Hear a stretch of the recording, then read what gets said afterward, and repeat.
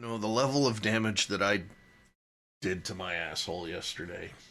Roman, really? You're gonna burp in my face? What? I am an asshole, apparently. The situations like yesterday, not something that most people would talk about outside of the home. But when I thought about it this morning, I realized that, again, one of the reasons that I do my streams is because it's not like I'm making money on it. I'm doing it because I want to help people. And in doing so, that helps me. So I figured what better content, for lack of a better word, would be than to, share the story and kind of talk to everybody who was uninvolved and get their input and opinions on how things could be handled differently when it comes to the issue of playing the disability card for an emotional response rather than it actually being an issue at that point in time during the conversation. How I can go about helping my son figure out how to argue the context of a conversation rather than the semantics of specific words that he chooses to pick and choose to argue about. And how I can better recognize when that emotional response trigger card is being played. Yesterday, Jason got frustrated at his PlayStation for crashing, and threw his controller. And when I asked him, why is it that you're throwing the controller in frustration? What's going on? All right, catch you later, Puff. What's going on? What's the issue? And he decided that he was going to argue the semantics of the word throw. As in, I didn't throw my controller, I dropped it from a higher point, from a higher vantage point, instead of talking about the context of conversation, which of course got my frustrations elevated. That elevation obviously escalated my tone and my words. And so he decided that it would be best to utilize the disability card. Basically, autism speaks, and when it does so loudly and without remorse. So his response was, well, it's because I'm retarded. And that in and of itself pissed me off because he's not stupid. He's a very intelligent kid. And he just happens to have a disability, which is the autism. And I was trying to explain that to him, and he was like, well, if that was the case, then, all of this issues wouldn't be here, and I wouldn't be here myself, so maybe I should just off myself. Now, the thing about that is, I know for a fact he hasn't had any suicidal ideation these 2 years, so that was purely I'm going to throw this card down to cut as deep as I can to elicit an emotional response from me so that we can end the conversation quickly, because I don't know what else to do. Now, that, of course, put me into almost that rage point, because I have an issue with rage triggers. And I was telling Ari, that, in the Army, that's not a bad thing. But in civilian life, it's a very bad thing. Married life, family life, it's a very bad thing. So I've worked very hard not to get to that point. So what I ended up doing is calling her up and having her talk to him for a hour or so and actually kind of talk things down. Well, long story short, the controller bounced off his $150 TV that I bought him purely to play the PlayStation on, which of course shattered the screen. So now I'm not going to reward him with those kind of actions with buying him another TV. If he wants it, he has to buy it himself. He has a $25 a week allowance. That's it. So, my biggest issue, and the reason that I was the way I was yesterday, is that the suicide comment card for that, because of what I do, really cut real deep, especially considering that he has attempted in the past. So after I dropped T off at work, for the next 4 hours, I sat on my bed and literally didn't move for 4 hours. And it pissed off all the service dogs, but I didn't move. Oh, I fucking bet. I didn't move at all. And so the reason I'm broadcasting this, because that's literally what I'm doing, because I'm here, my channel, to help people with situations like this. And one of the things that I realized was that I don't understand or really have the tool set to address the issues that came up with him very well myself because of my own personal issues. So the big question is, how do I address the fact that utilizing the disability card or the suicide card is just plain mean and should not be done when you're actually not experiencing or having those issues currently. And then, of course, the second one, how do I get them to understand and work at not arguing the semantics of a particular focal point of the conversation, but as the conversation as a whole. I.e., I didn't throw the controller, I dropped it from a certain height. So, with that second one specifically, I have a lot of experience with that one because of Morgan. People with autism, okay, not just Morgan, but God's forbid me I get caught saying this, but my mother too. Now, I never said that.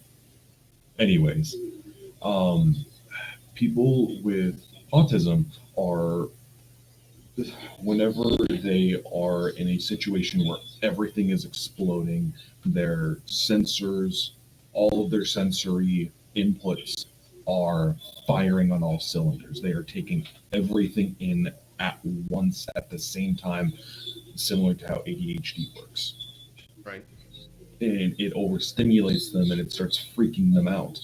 One thing that they do whenever they're in a situation like that is they will hold onto one thing, and generally that one thing is a semantic or a technicality, and that they will hold on to that for as long as possible until either A, they calm down, or B, they explode violently. This is all from my experience. This isn't cut and dry. This is what's going to happen for everybody. This is all from my experience. Right. From what I heard, it seems that he exploded violently, matched with aggression, of course. I mean, I have the same thing. I do the same thing with people. With Morgan and Brody, I would match their aggression with aggression. I was not a good big brother a lot of the times. My parents did the same because they didn't know how to handle it a lot. Right. But, oh my God, train of thought. What I have found is whenever they have latched onto something, either lead it along and just go with it for as long as they need to and talk about it and why they think it is that way, or just say, you're stuck, I'm gonna walk away. You take 5 minutes. Whenever you say you're stuck, it helps get them thinking about it. Like, am I stuck? Am I stuck on something? I get stuck a lot. Amber does too. And whenever that happens to either of us, we will say, hey, you're stuck. And we realize, granted, I don't know, we have autism, it's not diagnosed, neither of us, so bear with me. It gets them thinking, oh shit, I'm stuck on this thing. Why am I stuck on this thing? Right. So, sorry, I had to go. So, with that, saying, hey, you were stuck on this, take 5 minutes, let it out. I will leave you alone and I'll be back. Letting them know that, hey, I'm going to step back, take a bit. I'm going to let you cool off is good because with Morgan, he will say, no, stay, which is good. You're making progress. Or with Brody, he will say, fuck you, and then throw something at you. That's fair. And it's necessary. With Brody, his autism, he every time he got overstimulated, well, Morgan too, I guess, they attacked what was overstimulating them. More often than not, that was each other. So there were a lot of fights between them. But they would attack the toy, they would attack the TV, the PlayStation, the chair, the fucking wall, because the wall looked at them funny. I don't know. But I mean, I've been there. I've done that myself. I've had to patch a exactly. few walls of my own. Exactly. But There's a reason I'm really good at mudding. Okay. but it's like that's one of the things is whenever someone with autism, not even people with autism, it's common in normal people. Whenever overstimulation occurs, if they don't shut down entirely and just sit there blank, they're going to have a violent explosion and odds are attack whatever is causing them frustration. It's the trigger for my rage is overstimulation 8 times out of 10. Now, with the my my suicide card, my trigger actually not really overstimulation. It's more of the emotional uh, escalation. You know, whenever right, emotions start to get heightened, there is a certain point where it's just like brain disconnects and I'm in reptile brain. right, and I'm the same way, but more often than not, for me, it's overstimulation, or someone just said something that just sent me over the fucking edge. But Right. neither here nor there. Yeah. T Um, T T just said that she would consider my emotional thing stimulate. yeah, emotional overstimulation is extremely common, especially as in people that are younger, like under 10 years old, and people that are over 40. It is extremely common to be emotionally overstimulated. If you suffer from depression or anxiety, you're gonna get emotional overstimulation really fucking easy. Right.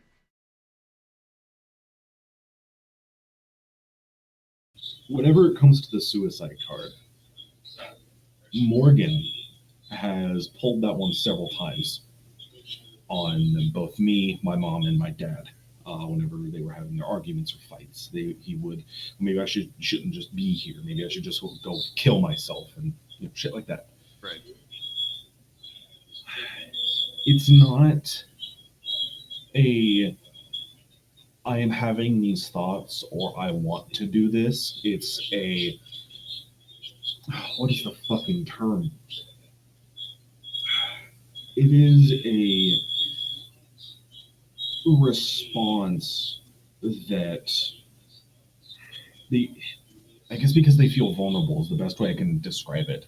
They feel vulnerable, and if they can't attack it, they're going to attack what is making them feel vulnerable, which they twist, I guess, as to be themselves, if that makes sense. Right.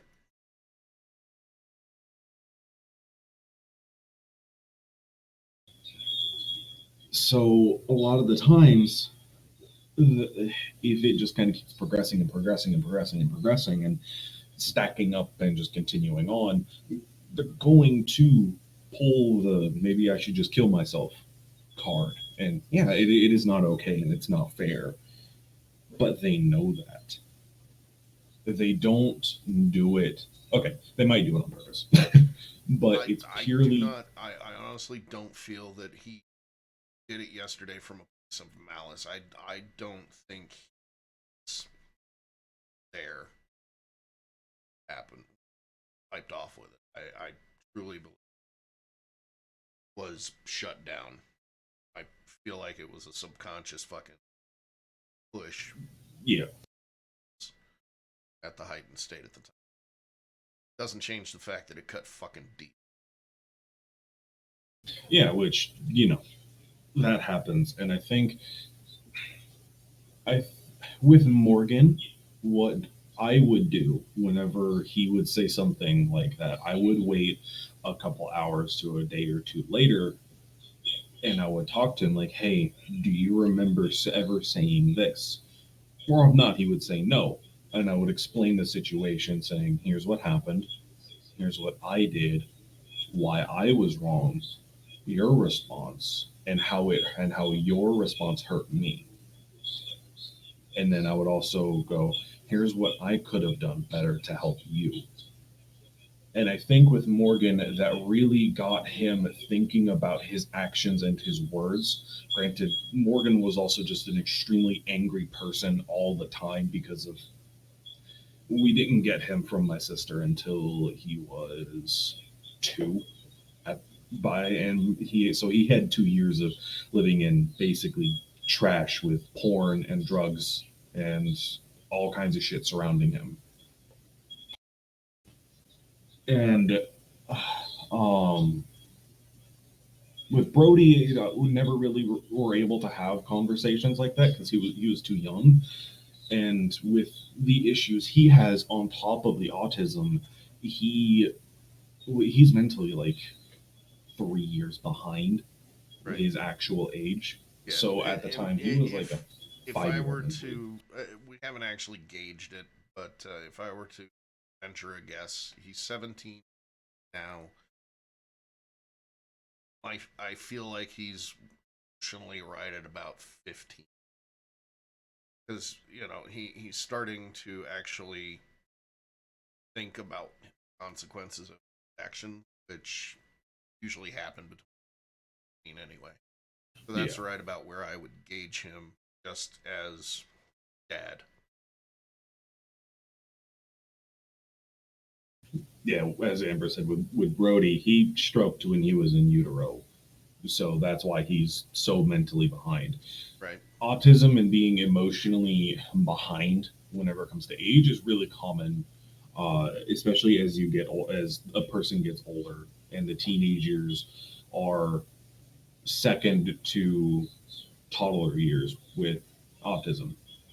They are really, really hard on the person and the people around them. They they know they have autism, but they don't know what to do, and they don't know. They're coming to grips with, I'm not a normal person. Right. I am different from everybody else, and people are going to hate me because of that. It's a lot of that, and realizing that they're different and that they're never going to 100% fully belong anywhere. And despite the obvious that they will belong everywhere, depending on the people that they're around, and they'll have friends and family, of course, but to them, it's they to them they will never belong. They will never have what the love and affection and the friendships that that they crave that a non-atypical person will have. Right. I agree that what he said did not come from malice, because Amber just mentioned that he doesn't really remember yesterday. And Like I said in the Discord, autism speaks, and when it does so loudly and without remorse or memory. yep, I don't want to say it's almost like dealing with a split personality. One is just so out loud and explosive, or so quiet and shut in and secluded, because that's not right. That's not correct. It's whenever they're like that, really, the best thing to do is saying, if they're stuck like on a technicality, like throwing the controller, for example, letting them know you're stuck. I'm going to leave you be for a few minutes. Take a breath. I'll be right back. And like I said with Morgan, he'll either ask you to stay, and at which point you say, okay, let it all out. And then you just let him go to town, and it will fucking hurt, because that is the autism speaking. It is the autism yelling at you and verbally attacking you and sometimes physically attacking you. But being there with him subconsciously is what they need sometimes. If they say no, stay, they need you. They need that support, because they know something is going on and they can't control it, and they need someone that they look up to and love and protects them to help them through it, whether it is being a punching bag or someone to literally just take their arms and bear hug them until they quit crying Right. and screaming. Done that a few Which, times. yeah, a lot of the times I would just do that with Morgan and Brody. I would just pick them up and hold them and squeeze them until they were done having their fit, and then they would relax. And you can feel that relaxation, because suddenly they're silent, their tears have stopped, and their body just slumps right there.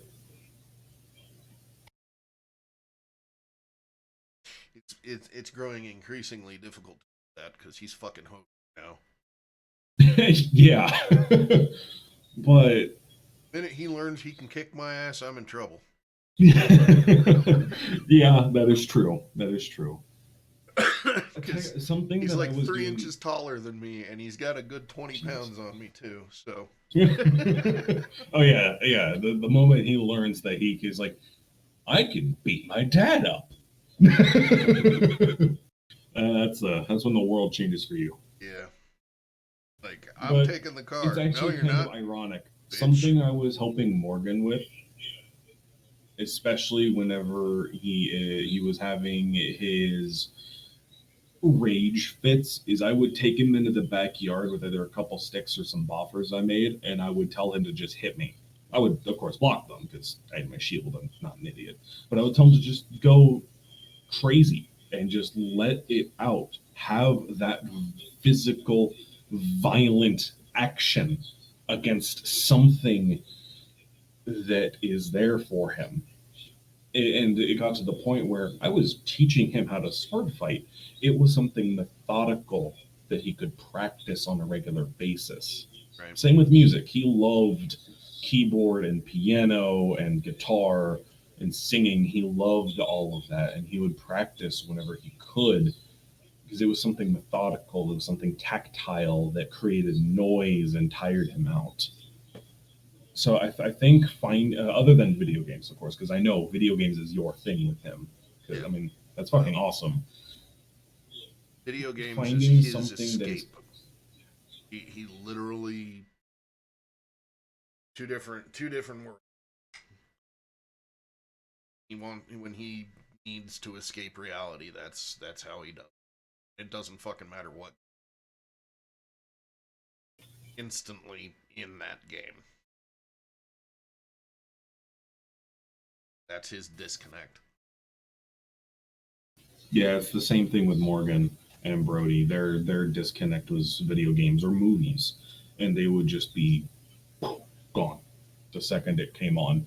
Right. Of course, whenever they were playing together, if they were playing together, it erupted in a fight. If they weren't playing together, it erupted in a fight. So, a whole other story. Because raising two autistic children, my God. Right. I think finding something physical and tactile and honestly violent to do with him would be fucking fantastic. Especially whenever he is in that explosive fuck everything, fuck you mood, going out and putting on boxing gloves or putting on the karate pads or making boffers, or hell, I can link you to a place that can give you nylon synthetic swords and y'all can beat the shit out of each other with Boy, those. I've got a set of fucking shinais. Perfect. You know, The clacker swords, for those who don't know what shinai is, it's the wooden bamboo clacker swords. Because you were getting too good at beating my ass with them, that's why. So what? It's fucking fun. but honestly, with something like that, that would be fucking fantastic. That would be perfect. Of course, like that, at least with my knowledge, you know him better than I do. Right. Well, If it doesn't work, it doesn't work. I mean, I know him, but I don't. You know what I mean? Yes. Oh, yes. Oh, fucking yes, I know. Yes, he's my son, but there are a lot of levels I don't know. I wish I did. Yeah, that is one of the things that will take a very, very long time to come to grips with. My parents haven't come to grips with that. I haven't. That I will never truly know my younger brothers. And that still bothers me to my core. That's something that's going to be with you probably for the rest of your life. It's a given. It's unfortunate. I've already consigned myself to that, unfortunately. Yeah, and it rears its ugly head at the worst fucking times. Yeah, it does. Unfortunately, it's one of those things, All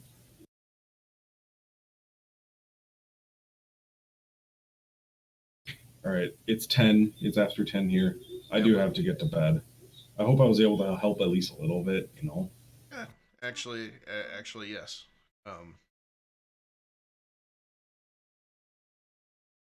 Do you mind if I tube this conversation specifically? Go for it, dude. Right. Go for it. I don't mind. Even painful content is good content. Yeah. Oh yeah. Content creator life. It's all content. It's all content. But yeah, the big thing is whenever he is arguing with you about one specific thing relentlessly, he's stuck. Right. Tell him, hey, you're stuck on this. Take a few minutes. Basically, You're good. Just help guide him to the understanding of where you're stuck. Yes. And give him the time to work it out. Yep, that is the best thing that I have found is just, hey, you're stuck here. I'm gonna give you time. Either you come to me or I'll come back in like 5-10 minutes. Anyways, y'all have a good night. I'll see you later. All right, good night. Thanks, man. No problem. So again, as always, thank you for stopping by, and love you guys. Bye bye.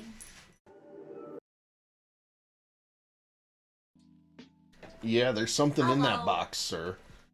Doesn't care. Dude. He would like his box. My box. Fucker. Fine, take. No. Not there.